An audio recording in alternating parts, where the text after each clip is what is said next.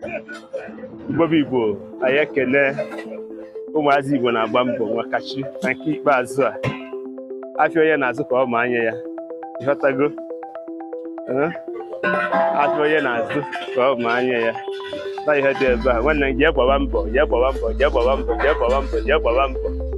na nke ikpeazụ a nwanne m Kwechiri this 3 months for Kwechiri ịghọtago ọ na-afụgo n'ihe anyị na-eme maka ndị na-ajụ kedu ihe Maazi-UC na-eme for edizi ngwada efugodu ya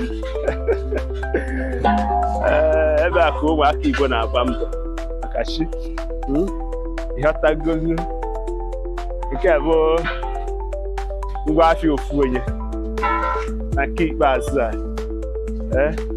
mana m akọrọ gị ihe ego pụtara ịgba n'aka ịghọtago ọ na-afụgo ihe anyị na-eme for edizi ọkwa efugo ya a sị na oke efi adịghị ezo n'ata anyị anaghị atụ ụjọ n'ihe anyị na-eme ọkwa efuru ya ihe ka anyị na-eme for edizi a sị na-afịa onye na-azụ ka ọ ma anya ya maka chi a sị ka m gwa gị obere touch ọkwa efuru ya we lead by the example. Okay? Ifuru ya? Nwanne m ọ nọ nkịtị enwe oche. There is no shortcut in destiny. Onye gbaa bọọlụ ọlacha oroma.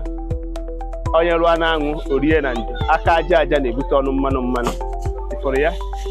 Men na-arụ ọrụ na nke ikpeazụ a. Nwanne jee chọọ ife ị ga-eme ka o wee dị mma.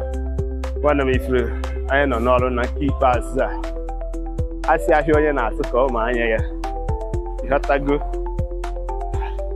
iburu onye Igbo jee gbawa mbọ gaa maka ọjana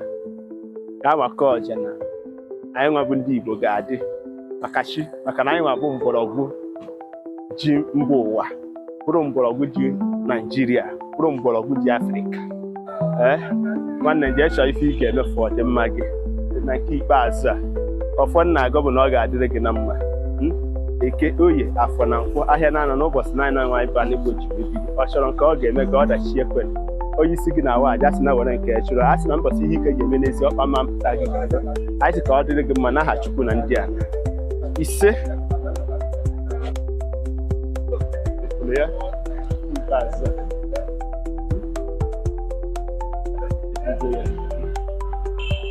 nwanne m efuru ya a sị na-afịa onye na-azụ ka ọ ma anya ya ka chi na nke ikpeazụ afịa onye na-azụ ka ọ ma anya ya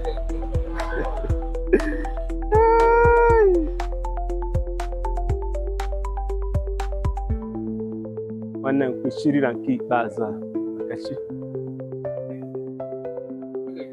ọkwa efuru ya udo ga-adịrị ụmụ Igbo. One love.